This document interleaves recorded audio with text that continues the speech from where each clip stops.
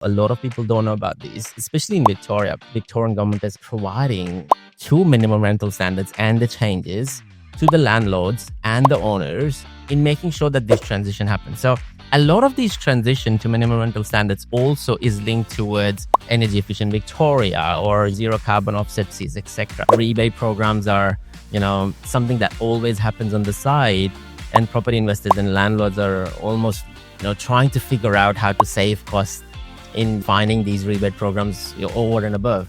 What a typical property manager would do is they'll just reach out, get 3 quotes and say, hey, choose the cheapest. Whereas this is the cheapest of the cheapest because you're almost like 40-50% for the market guaranteed because of these rebate programs coming in. The best thing about this is not so much that the rebates are coming in.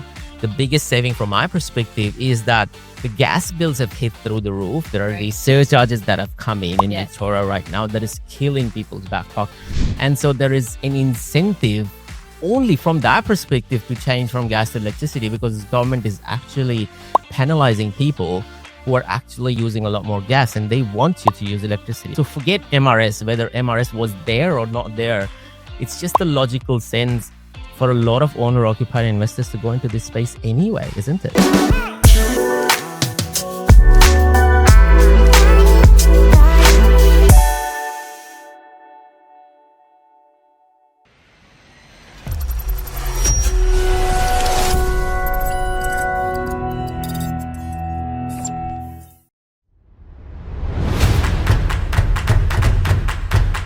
Co-living properties can generate almost $140,000 in passive income and net of $40,000 in passive income after mortgage repayments, and they sit in an average yield of about 10%.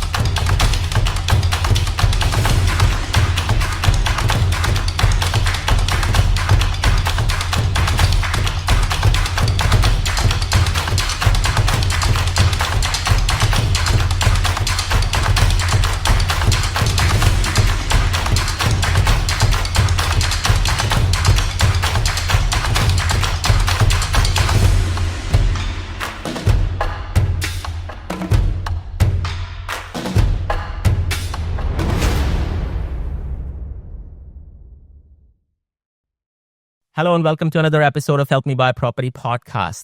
Today's conversation is a very interesting one. So this is for investors. This is for real estate agents. We are going to talk a lot about minimum rental standards. We are going to talk a lot about what does that mean in relation to the compliance side of things when it comes to Victorian property market. There's a lot of stereotypes in Victoria over the property investors. There is a lot of scare tactics that has been played around what is happening with the Victorian investment market. So we are going to debunk a lot of those myths today. We are going to also talk about how do you protect or save yourself with all of these compliance regulations that are literally around the corner. We talk about minimum rental standards. We are going to also talk to real estate agents. So this is an episode to tune in because we are going to talk in a lot more detail about what does that mean for you if you're a property manager? What does that mean for your agency? And how can you protect yourself with these minimum rental standards? Now, for us to talk on this topic today, I have an amazing guest from Powerband Electrical today. She is a BDM for Powerband Electrical, Nicky Talbot. Nicky, how are you today? Thank you, Maz. I'm good. How are you? I am great. So talk to a bit about Powerband Electrical, and what does that do in this space? Yeah, well, look, Powerband Electrical has been running for around 5 years. Tim, who's the director of Powerband, he started it off more in the commercial sector rather than the residential sector. Yeah. In the rebate world, he was installing free hot water service or heat pumps for commercial properties, which was brilliant. Then he had the very wise decision to have a conversation with me, and he brought me on board in the residential side as a property manager of over 25 years. Amazing. But it was more, I found that there wasn't enough education out there for property managers, for investors about what rental minimum standards are, what needs to be done, what compliance is, what needs to be done when. So when Tim was talking to me about the proposed changes and the rebates, I went, well, this is brilliant because now I can actually help. I can get out. I can educate property managers. I can educate investors. I can train based on my past experience and now the knowledge that I have of the rebate world. So we've kind of intermingled this amazing company where it's a one-stop shop where you can get help, you can get education, you can get upgrades, you can get safety checks, minimum rental standard checks done. Amazing. Yeah, it's almost like a one-stop shop, but there is so much scare tactics, that, and of course, a lot of this is Victorian government mandated. So correct. It's just going around, and a lot of investors who wanted to invest in Victoria, they've been either at the fence or, basically shying away from what is happening out there with Victorian government mandates around minimum rental standards, etc. And there is so much control. Like people like us, we feel that Victorian government has given so much control to the tenants around everything, right? Yes. And so for users and listeners, let's debunk this myth and help people understand what does these minimum rental standards are, or what do they really mean? Yeah, absolutely. And you're 100% correct. There's been so many scare tactics that's been thrown out. When the first changes came out, we had 30% of property managers left the industry, probably the same amount of landlords, investors left the industry, but there was no real need. So I think the biggest thing that people need to know is that there's actually help out there for investors and for property managers to know exactly where they need to go to get the assistance, to get the financial, the rebates, so the financial assistance from the government as well. So, yeah, we're definitely here to put a stop to some of those fears and scare tactics that are out there at the moment. So let's get right deep into this. How does these minimum rental standards, or commonly known as MRS, impact property investors and real estate agents? Well, I think the biggest thing to remember with the minimum rental standards, and I'm going to say the MRS because it's just easier, is it is trying to get the properties for renters to be in a minimum standard, so to be in a livable environment. And they are changing. There are changes that the government has proposed, but the government's also added incentives with the rebate program to help facilitate any of those costs. So I think with the proposed changes to the rental minimum standards, it's about allowing the renters to live in an affordable, economical, safe, protected environment.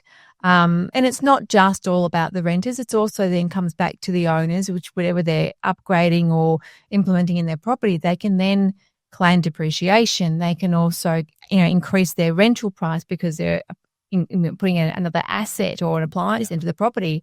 And then the overall cost of the property goes up as well. So yes, there might be some costs to getting your property up to rental minimum standard, but it is also all about the longevity of a renter. If your property is in a good condition, you're going to have good renters. They're going to pay their rent on time. Definitely. And they're going to look after your investment. Yeah. So it's a win-win. And it makes total sense. I say this out to investors all the time that, it makes a lot more sense for you to go into a property, especially when you're acquiring it, and make these changes in one go, so that there is this constant battle of handyman getting to the property to fix a single tap or fix this, fix blah. At least, these are compliance standards that you go through at least once a year, and you make sure that the property is in a spick and span condition, which means that you're going to attract quality tenants, right? So correct. And this is not new, by the way, for Victoria. A lot of people have this stereotype that this is only in Victoria. Some sort of rental standards have been introduced in Perth and in New South Wales and in Adelaide. It's just people don't talk about this as much as Victoria's does. Exactly. And so there is a lot of scaremongering that happens in Victoria. What are the consequences? I think that there are some really harsh consequences to agents and landlords. Yeah, there are. There's and I think a lot of the reason that this is brought in is to, I think, try to get rid of the slum lords, which is what they're nicknamed in the real estate world. We call them a slum lord. Okay. And it is to really get the properties up to scratch and make sure that they are at the rental minimum standard that needs to be done. Otherwise, they can get a fine. So the owners can get a fine up to I think it's about $11,500. And a property manager or an agency can get up to about $50,000 depending on what it is that is wrong with the property where they can be fined. And it's under Section 5 of the Act. So it's pretty severe. Yeah. There's also there's a website where agencies and owners can be listed because they haven't done the right thing. And you don't want to be listed on that website. Yeah. Don't get yourself taken on a ride by property spookers, so-called property investment advisors, or buyer's agents who are selling house and land packages or off-the-plan properties or apartments. Get yourself a copy of this book called The Millennial's Guide to Property Investing. This book is not just for millennials. The title suggests, but it's actually the most advanced way of investing in property. This book will relate to your clients, your colleagues, and other business owners. There are so many property spookers out there who have come out of the woodwork over the last 3 to 5 years, and there is so much misinformation out there that I had to write a book about all the F-ups that people can actually avoid in order to be super successful in their property investment journey. Some of these are really easy to identify, but they are so costly to fix once these mistakes are made. So it's a short book, it's easy to read, it has a lot of stories, it has a lot of examples, and it is a true guide for people who wants to do it themselves. My name is Moxin Reza. This is my story, and a lot of you will relate to parts of this story if you're not born in the riches and if you're trying to build a property portfolio that can last generations and help you improve your lifestyle along the way. So I give you a chance to come out there and have a read. Be kind, stay safe, keep smiling, keep investing, and please do check out the book.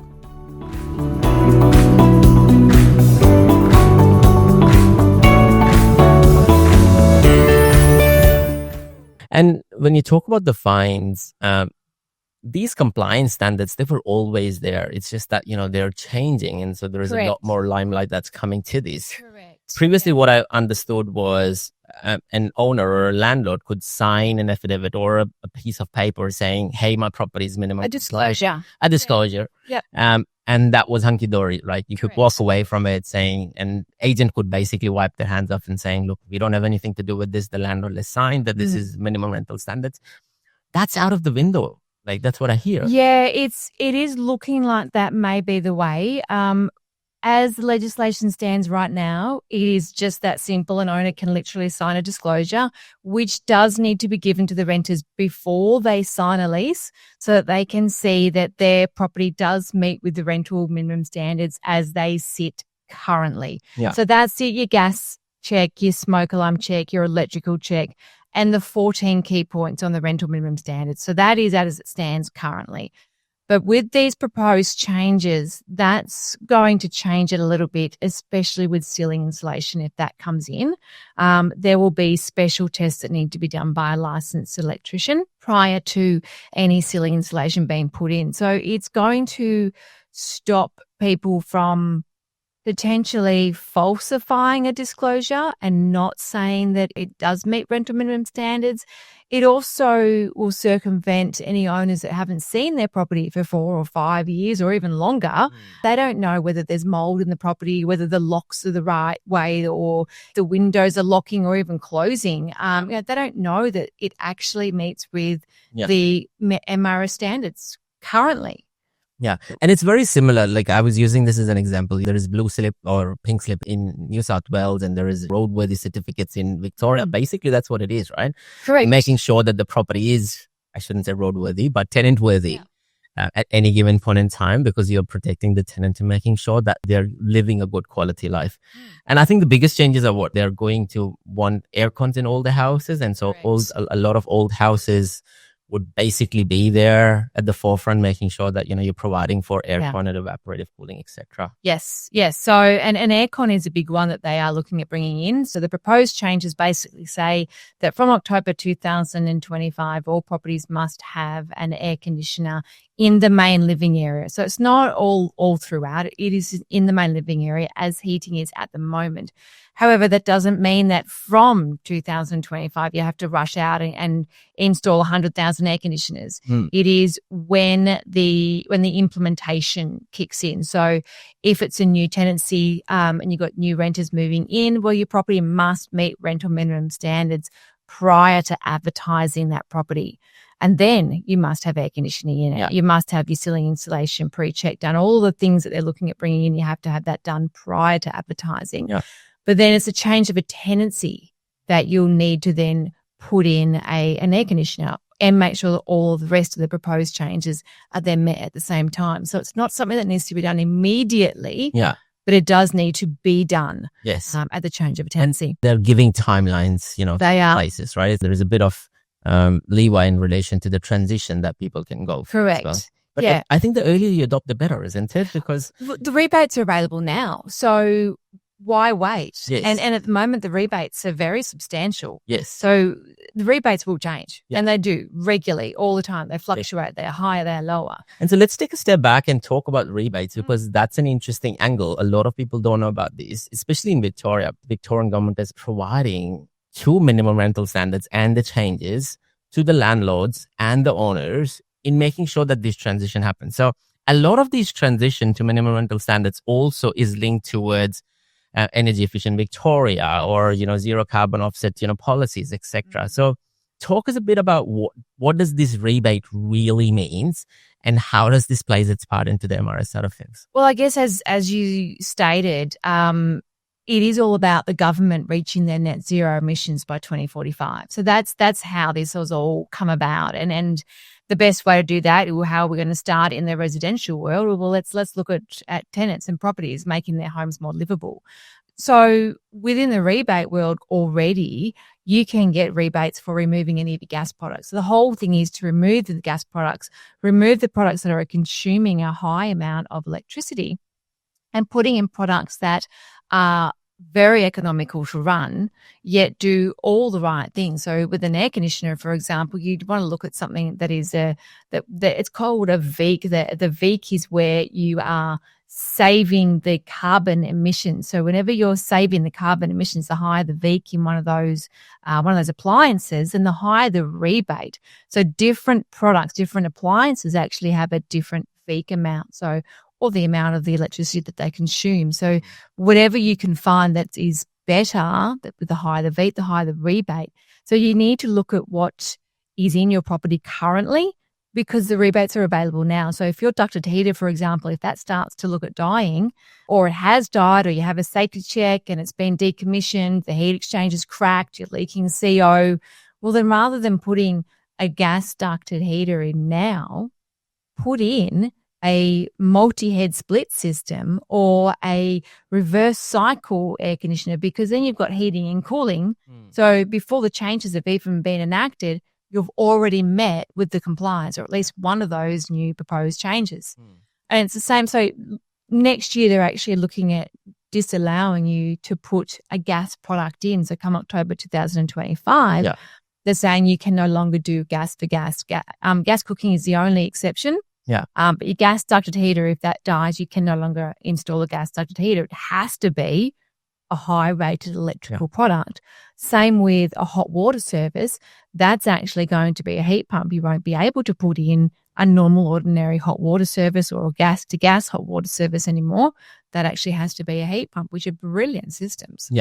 And so there is an incentive, not just from the government, from a rebate side of things. We know also that those savings are significant. I know that a multi-unit could cost somewhere between $14,000 to $15,000. Absolutely. And so post-rebate, what is the out-of-pocket cost? So generally, on an average property, you're probably looking at around the $3,500 to have a multi-head split system put in. So that could be up to 4 or 5 different units, in one property. So the savings are astronomical. Yes. And they will get better as more products are brought into the market as well, which is phenomenal. Very interesting, right? I think I remember putting a single aircon in one of my properties maybe 2 or 3 years ago.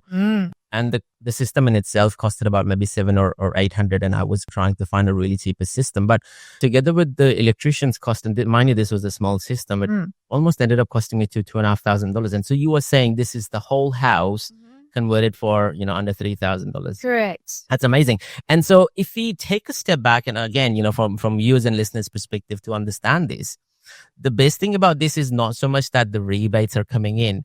The biggest saving from my perspective is that the gas bills have hit through the roof. There are these surcharges that have come in Victoria right now that is killing people's back pocket. And so there is an incentive only from that perspective to change from gas to electricity, because the government is actually penalizing people who are actually using a lot more gas and they want you to use electricity. And, you mix this with solar and you're almost completely off grid, where there is actually a return of investment on a lot of these properties. And so forget MRS, whether MRS was there or not there. It's just a logical sense for a lot of owner-occupied investors to go into this space anyway, isn't it? Yeah, look, it's well worthwhile to get that done right now, because as you said, you put solar in the mix and a decent battery that can back that all up. You are looking at pretty much taking yourself off the grid. And that may not be done for every rental property, but certainly owner-occupiers can also access this rebate program. It's not just for investors. This is statewide, which is brilliant. It's different to Vic Solar. It's not means tested, so anybody can access it. And then we can get your property to be, one, you're off gas, so you don't have the ridiculously high gas bills anymore. Your electricity will actually be reduced because you've installed products that don't use as much electricity, and then you're offsetting any carbon emissions. So it's an absolute win-win bonus all around, no matter which way you look at it. Yeah. Look, I mean, I am sold from an ROI perspective completely, that it makes total sense, even though that MRS is there to push you in that direction.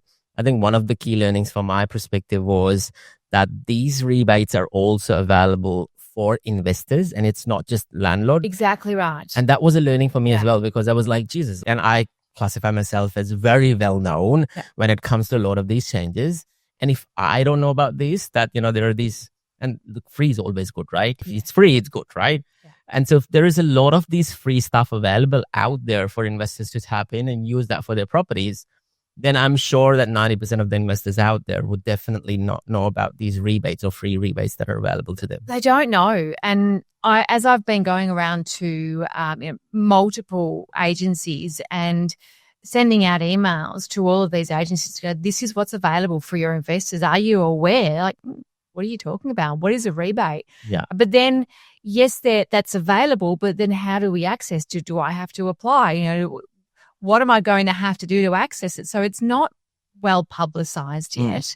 More needs to be done to really get it out there that, it is available for investors, and property managers need to know just how easy it is to access it. There's nothing that they have to do, at least through our company, that they actually need to do. We do it all for them. And so how does it work for a lot of property managers? I understand from investors' perspective, they can reach out to companies like you, but how does it work for property managers? Like, is this a selling point for them to win more business? Oh, this is definitely a selling point. It's a selling point for property managers to be able to bring property managers properties up to rental minimum standards. But it's also a selling point because they are being proactive. They're staying in front of the game. They know what's happening in the world, whereas somebody else may not. So if your agency is all over it, you know what you're doing with the rebate world, you know where to go to get help, you know that it's literally as simple as sending a quote request through and we do everything else, then that in itself is a selling point, because 100%. They're not having to do any extra work. They just reach out to us and say, what can we use? What's applicable? What's eligible? Yeah. And how does Powerband help with, the compliance? Because I know that, there is a task force in place and they are issuing fines, etc. So how do you help investors and agents avoid some of these crazy stuff, or should I say penalties? Yeah, look, there's multiple ways that we can help. And the way that I've designed the residential sector of our company, because we've got multiple different arms of our company, and the way that I've designed it is really to help property managers. We can do a compliance audit, for example, on a company where we can come in and we can strip apart a portfolio and we can go, all right, well, this is where your current portfolio is up to with all of your safety checks. So whether it's gas, electrical, or smoke, or whether there's an MRS, or whether they've got a disclosure. So we can actually do a full audit for them if they would like. Then with getting access to the rebate program, it is literally, as I said before, it's just simply sending a quote request through, comes through, we give them a quote. It has what the out-of-pocket cost would be for the owners with the rebate taken off it. That's then approved. It comes through to us. We do all the installations. We do all the applying for the rebates and do all of that work and send them an invoice with a fully detailed report. We've then also got we've got electricians and plumbers that we can do all your general electrical work, all your general plumbing work, so you don't need to find somebody else to do it. But we also do, the gas, the smoke, the electrical safety checks. We do rental minimum standard checks, which are out of this world. We do air conditioning, servicing, installation as well. And then we've got urgent maintenance as well. So we've got a number that's on call after hours over the weekend that it's actually me that takes those calls. Yeah. And I will sit there and I'll troubleshoot with the renter to go through all of the scenarios that it might be happening. Yeah. Which is what I used to do as a property manager. Definitely. And be able to circumvent any reason why you might have to go out to that property right now, because I've been able to talk them through what the problem is, and then they can resolve it and we go out the next day to sort it out. So it's not like we have to go out immediately and blow a fortune out of the owners. And I think a lot of property managers, while they have access to, traditional electricians and plumbers, they usually don't have access to rebate programs. I've always seen that rebate programs are, something that always happens on the side, and property investors and landlords are almost, trying to figure out how to save costs in, finding these rebate programs over and above.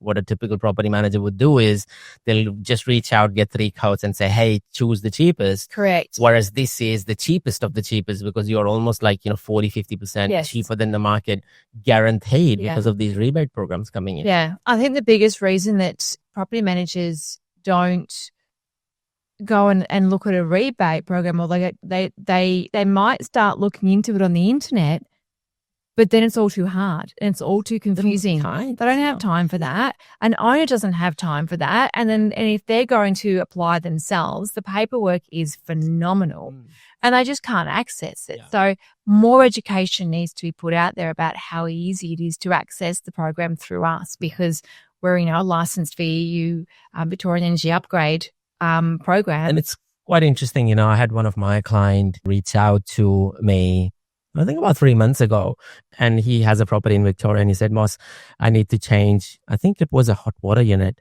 And he said or hot water and electrical unit, or I think it was a mixture of the two, but he had a quote of I think $12,000. And I was like, geez, that's a lot.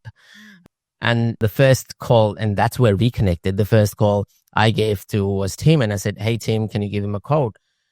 And believe it or not, I think he ended up paying $3,500 to do all of that piece of work. And so $7,000. And I thought that was a mistake. He must have missed a zero or something. So I called him. I was like, are you sure this is the amount? Are you really? And even the client called me and said, is there a catch here? Why is it so cheap? 10,000 versus $3,500. That's $6,500 back in my pocket, right? Yeah. So, and he's and mind you, he's one of those stingy ones where he's gone out and done his research and he's got the cheapest possible quote available to him. So it's not this is the most expensive quote that he had on hand. And so clearly he thought that must be a catch, right? So what do you say? Because some of these things are too good to be true, right? People believe that you're cutting the corners, or, hey, you're putting a subpar product. Help the users and listeners understand that that's not the case. Oh, there's definitely no corner cutting here. I can assure you of that. But it is because the rebates are so high. And in different areas of the state, the rebates are higher in other areas, depending whether it's regional or metro. The rebates change according to zone, but it is what it is. The rebates can be up to $8,000 for a multi-head. They can be up to $7,000 or $8,000 for a reverse cycle. Yeah. To have a heat pump put in right now, the rebate's $1,500. So the rebates are there and they're high because the government is trying to incentivize you to get off gas and put in the appliances that are lower emissions and lower electricity using. Yeah. And it's quite interesting. I think the early adopters are always in the best because they get the best opportunity out of this. A lot of people think that this is a risk, but I remember when the solar program was first introduced, I was an early adopter. And I think I paid $2,000 to put a 5 kilowatt system, which is impossible in today's time because as the program goes along, these incentives keeps dropping off slowly or gradually, right? Because the more people, are using it, so the governments are not as incentivized. Yeah. And so if they've achieved the outcome, which is like 60-70% of people have changed, and the government changes, of course, some of these rebate programs do not take the priority for the state government. Right? Absolutely. And a prime example of that is the commercial hot waters. So where I said at the start of this podcast that we've been installing the free heat pumps, from next year, they're not free anymore. There's now a co-payment. So come February next year, they're no longer free because we've done 60 to 70% of the state already. Yeah. And now there's now a co-payment, so you can't get it for free. And the same will be in the residential world. So while it's there, while it's here and you can access it and the rebates are so high, get it now. Don't wait a year, 2 years, 3 years, because as the rebate program moves forward, and as you said, once properties are then, appliances are installed and the rebates will then start to come down because it's not needed as much. Yeah. And a lot of people take it to the very end, right? If the government has said change to tenancy and if their tenants hasn't changed, they'll wait for 4 or 5 years, or if they've drawn a line in the sand, October 2025 or whatever, then they'll wait out to that without realizing that while there is not a clear linkage between minimum rental standards and rebates, you can use that, and there is nothing stopping you from getting all of these benefits and getting a quality tenant back into the property. Correct. How does compliance comes into all of this? Like, where does Powerband help people from a compliance side of things? So compliance really comes in, obviously, your rental minimum standards. So your rental minimum standards, you need to have your safety checks done. So we do all of your gas, electrical, smoke alarm, safety checks. We also do a rental minimum standard check. So for your properties, we do all the checks that are needed. We also provide rectification quotes. So if something comes back that it's failed, we'll give you a quote to say, this is what's failed and this is what you need. So our reports are incredibly detailed. They're all individualized reports. So Amazing. You have one report per check rather than one report per 3 checks and you can't find the information. Everything is in what I call the summary page of our reports. There's lots and lots of photos. So that way we can check it, make sure that it is compliant. And if it's not compliant, as I said, a rectification quote will be provided. We can go back and do that. And then we can provide the property manager and the owner with a past report. So they then have past reports that property has passed the compliance side of things. I see a lot of cowboys entering into this space, right? I see a lot of single owner shops, and no disrespect to them, like they're running the businesses as well. But I've seen, I think the worst report that I've seen is a handwritten report for SIGs. So, or smoke, electricity, gas compliances. So, like there is massive exposures in that space too, where God forbid if something happens, and the liability is huge. It's humongous, right? I think the insurance claims gets, refused. If you are not compliant, a lot of people don't realize how exposed they are. If their smoke alarm is not connected properly, or if they haven't changed the battery, technically their property is uninsured. Well, the legislation is changing, and not just with the proposed minimum standards, but there was an announcement from the Labor government that all smoke alarms now have to be done by a licensed professional. Yes. So the 2021 Residential Tenancies Authority it didn't stipulate at that point that it needed to be a licensed tradesperson, but now it does. Yeah. And now it's stating that back then, where a property was on a periodic tenancy, the safety checks didn't need to be done until that tenancy changed. Yeah. So whereas now every single property must have, at minimum, a smoke, a gas and electrical check. And what annoys me, as you talked about with the cowboys, and this is where I get really passionate and really angry, is that people don't do the checks properly. You get your little tick sheets, which is fine. It's a tick sheet. It tells you whether it's passed or failed. But again, the Residential Tenancies Authority 2021 actually stipulates that all Type A gas appliances must be serviced during the safety check, as well as having a pressure line test done, as well as checking for CO readings and everywhere. And it just frustrates me how many people don't do the CO reading, the carbon monoxide reading, and nor do they, service the type A gas appliances. Now, type A gas appliances are all your heaters, so your ducted heater, your space heater, your gas log fire, your wall furnace. So all of those actually need to be serviced properly during a safety check to make sure that they are doing what they should be doing and are not emitting any CO, which can then kill somebody. Yeah. So the amount of people that are not doing that check infuriates me. Yeah. Because a lot of property managers, unfortunately, don't realize that that's actually part of the act. Yeah. And look, in all honesty, they are busy. They don't care.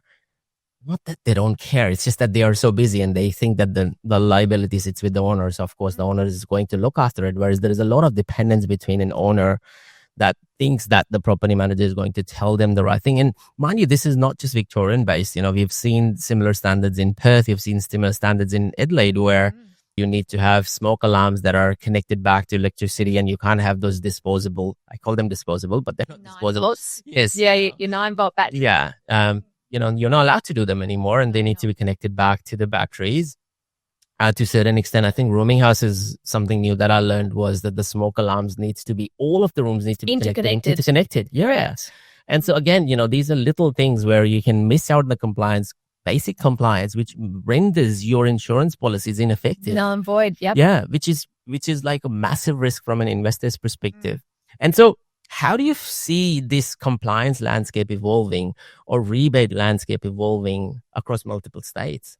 Well, it already is. So the smoke alarms, the gas and electrical checks are now being rolled out into New South Wales. The smoke alarms are already in Queensland, and those checks will be, rolled out in there as well. So all of these checks will become across Australia because they actually the real estate industry wants to bring real estate standards to be as one throughout Australia, not just each state has their own legislation. So that is something that they have been working on for years, mind you, for years since I've been in the industry. So they do want to have the REA being a united front and every state being the way that it should be. Melbourne, I think we are leading the way in everything being the checks, the rebates, where the rebates are going to be available to upgrade your property for rental minimum standards for the MRS changes that are coming up. So the rebate world will then go interstate as well. It already is. But again, as we said, it's not discussed. Yeah. And if you bring this all together, one golden piece of advice that you would give out to investors and real estate agents, what would you say to them today? Give me a phone call. No, I think that the most important thing is to do your research, understand what the changes are that are coming, understand what the Act actually says, and get a property manager on board with you that knows what they're doing, because that in the long run will help you. So you need to be able to trust the property manager. You need to know that you do have people that that you can go to, like Powerband Electrical, where you can come for us for whether it's just general advice, whether it's even property management advice, or whether it's rebate advice. Speak to somebody that has the knowledge, not somebody that doesn't. Yeah. And where do people find you? So you can find us on the internet, which is powerbandelectrical.com.au. You can reach out via email. My email is Nicky, Nicky, at powerbandelectrical.com.au. We have Facebook page, Instagram page. You name it, you can find us. And that's probably the best way to be able to really get a conversation going to find out what needs to be done. Awesome. Thank you very much, Nicky. And for users and listeners, if you are looking for changing, if your water systems are dying, act on it now. The rebates are available right now. So I would suggest do it, because I'm doing it myself as well. I think it's just the low-hanging fruit for a lot of investors, especially like people who have properties in Victoria. A lot of Melburnians, jump in and get free money is good money, as I said, and I always believe that. The second thing is real estate agents. I think this is a perfect opportunity to form partnerships with Powerband Electrical or someone very similar, because that's what you can do. You can provide a lot of opportunities, a lot of service, a proactive service to a lot of Eastern Seaboard investors, making sure that they are well protected in this space. And again, there is a very handful of companies who does both. I've never seen people doing, small electricity, gas compliance and the retrofit work and the rebate work. So make sure that you're partnering with someone like them. And that can provide you a lot of opportunities. Reach out to us if you have any questions, comments, if you have any stories to tell in relation to smoke alarms, or if you have been caught by the task force. I'm still yet to meet someone, who's been caught by the task force and what sort of fines were placed on you. And, let's come in and talk about that side of things as well on the podcast. Take care, stay safe, keep smiling, keep investing. This is Nicky and Moss checking out. Adios. See you later.